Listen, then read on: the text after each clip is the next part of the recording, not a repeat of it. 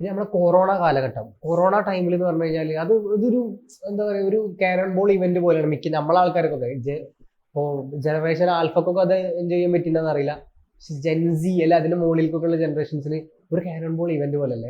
എന്നാലോചിച്ച് നോക്കി ആ കൊറോണ കാലഘട്ടത്തിൽ നമ്മള് എല്ലാവർക്കും കുറെ റിലേറ്റ് ചെയ്യാൻ പറ്റുന്ന കുറെ സംഭവങ്ങളുണ്ട്. എക്സാമ്പിൾ പറയുകയാണെങ്കിൽ എന്റെ ഒക്കെ കൊറോണ കാലഘട്ടത്തിലുള്ള ആ ഒരു ഷെഡ്യൂൾ അല്ലെങ്കിൽ അന്നത്തെ ഒരു സ്ലീപ്പിംഗ് സൈക്കിൾ എന്ന് പറഞ്ഞു കഴിഞ്ഞാൽ ആകെ തെറ്റിക്കെടുക്കായിരുന്നു. അതിനു മുമ്പ് വരെ നമ്മൾ ഏകദേശം രാവിലെ ഈ സമയത്ത് എണീക്കണ്, വൈകുന്നേരം ആകുമ്പോൾ ഇതാക്കണ്, ക്ഷീണിച്ച് രാത്രി കിടന്നു തുടങ്ങണം. അതല്ലേ പിന്നെ കൊറോണ ടൈമിലായപ്പോ പിന്നെ ആകെ മാറി. നമ്മളൊരു ഉച്ച ആകുമ്പോ അല്ലെങ്കിൽ വൈകുന്നേരം ആകുമ്പോ കെടുക്കണ്, രാത്രി രാത്രി എന്ത് ചെയ്യണ്, രാത്രി ആകുമ്പോ ഒരു 3 മണി 4 മണിയൊക്കെ ആകുമ്പോ നമ്മൾ എണീക്കും. എന്നിട്ട് എന്ത് ചെയ്യും, വല്ല നൂഡിൽസോ അല്ല ആ ഒരു വൈബ് നമുക്കിടെ രാത്രി 4 മണിയൊക്കെ ആകുമ്പോൾ വിശക്കും. അന്ന് എല്ലാ ദിവസവും നമ്മളെ പരിപാടി പറഞ്ഞാൽ നൂഡിൽസ് ഉണ്ടാക്കുക, തിന്നുക, ആ ഒരു ഇതായിരുന്നു. ഇത് പറഞ്ഞപ്പോൾ എന്റെ ഒരു കൂട്ടുകാരൻ എന്നോട് പറഞ്ഞൊരു ഓർമ്മ വന്ന് ഇവന്റെ ഒരു ലൈഫ് സൈക്കിൾ എന്നോട് പറഞ്ഞു കൊറോണ കാലഘട്ടത്തെ. അതായത് തുടങ്ങപ്പോ എവിടെന്ന് പറഞ്ഞാൽ 6 മണിക്കാണ്. അവ 6 മണിക്ക് എഴുന്നേക്കുന്നത്. അപ്പൊ വൈകുന്നേരം, രാവിലെ അല്ല, വൈകുന്നേരം 6 മണിക്ക് എഴുന്നേക്കുന്നത്, പല്ല് തേക്കുന്നത്, നൂഡിൽസ് ഉണ്ടാക്കുന്നത്. നൂഡിൽസ് ആണല്ലോ അന്നത്തെ മെയിൻ. നൂഡിൽസ് അല്ലെങ്കിൽ വീട്ടിൽ എന്തെങ്കിലും ഉണ്ടാക്കിയാൽ മുഴുവൻ എടുക്കുന്നത്.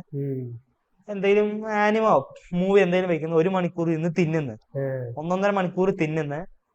പിന്നെ ഉള്ളൊരു 1 മണിക്കൂർ തിന്നത് കളയണ്ടേ, ടോയ്ലറ്റിൽ പോയിരിക്കുന്നത്, അവിടെ ഒരു 1.5 മണിക്കൂർ, അവിടെ വീണ്ടും പോകുന്നത്.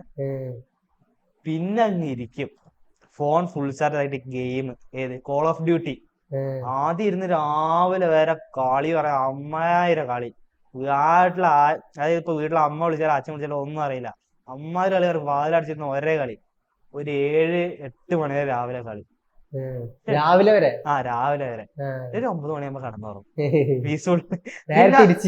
പിന്നെ റിപ്പീറ്റ് ചെയ്യും. അങ്ങനെ റിപ്പീറ്റ് ആയിരിക്കും. കൊറോണ ടൈം നമ്മൾ ഇപ്പോഴത്തെ ടൈം എടുത്ത് നോക്കണേ നേരെ തിരിച്ചിരുന്നത്. അതായത് നമ്മളിപ്പോ ഉറങ്ങണ സമയത്ത് കൊറോണ സമയത്ത് നമ്മൾ എന്ത് ചെയ്യുന്നു, ഉണർന്നിരിക്കുകയായിരുന്നു. നേരെ തിരിച്ച് അങ്ങോട്ടും ഇങ്ങോട്ടും. അത് ഭയങ്കര ഒരു പക്ഷെ ആ ടൈമിൽ ഭയങ്കര രസമായിരുന്നു. ആ ടൈമിൽ ഞങ്ങളെ പരിപാടി പറഞ്ഞു കഴിഞ്ഞാൽ പബ്ജിയിൽ റൂം ഇടുക, കളിക്കുക. ആ ടൈമിൽ പ്രോ പ്ലേയേഴ്സ് കുറെ ആൾക്കാരുണ്ട്. അതായത് കളിക്കാൻ പോലും അറിയാണ്ട് 2 ഫിംഗറിൽ കളിച്ചു തുടങ്ങിയ ആൾക്കാർ, പിന്നെ 3 അല്ലെങ്കിൽ 4 ഫിംഗർ ആയ ആൾക്കാരുണ്ട്, പിന്നെ ഗൈറോ ആയി, അങ്ങനെ അങ്ങനെ അങ്ങനെ അങ്ങനെ എന്താ പറയുക ആ രീതിയിൽ ലെവലായ പല ആൾക്കാരുണ്ട്. എന്റെ കൂടെ എന്റെ തൊട്ടപ്പുറത്ത് വീട്ടിലുള്ള ഒരുത്തുണ്ടായിരുന്നു. അപ്പൊ ഇവൻ എന്ന് പറഞ്ഞു കഴിഞ്ഞാൽ ആദ്യം ഞാനെ കളി പിടിച്ചു കൊടുത്ത്, കാരണം ഇങ്ങനെയാണ് ഇത്, ഇതമർത്തിയ വെടി പോകും, ഇതമർത്തിയ വെടി വെക്കും, ഇതമർത്തിയ അങ്ങനെ അങ്ങനെ പഠിച്ചു കൊടുത്തതാ. അങ്ങനെ പിന്നെ കളിച്ച് ഞാനൊക്കെ ഒരു 4 ഫിംഗർ ഒക്കെ എത്തുമ്പോഴത്തേക്കും നമുക്ക് ഗൈറോ ആയി. നമുക്ക് ഗൈറോയില് അമ്മാതിരി കളി. അതായത് മറ്റേ ഇതിലുള്ള കുൻഫു പാണ്ടയില് മാസ്റ്ററിനെ നാക്കൂലേ, മാസ്റ്ററിനെ ഇരുന്നാക്കണം ആ ഒരു ഫീല്. പിന്നെ ഇപ്പൊ എന്നെക്കാട്ടും കളിയായിട്ട് പിന്നെ കാരണം സിസ്റ്റം ഉണ്ട്, പിന്നെ അമ്മാതിരി ഫോണൊക്കെ ഉണ്ട്, പിന്നെ നമ്മളെ ടീമൊക്കെ ഇട്ട് ആ ഒരു നല്ല വൈബ് വരുന്നത് ആ ടൈമില്.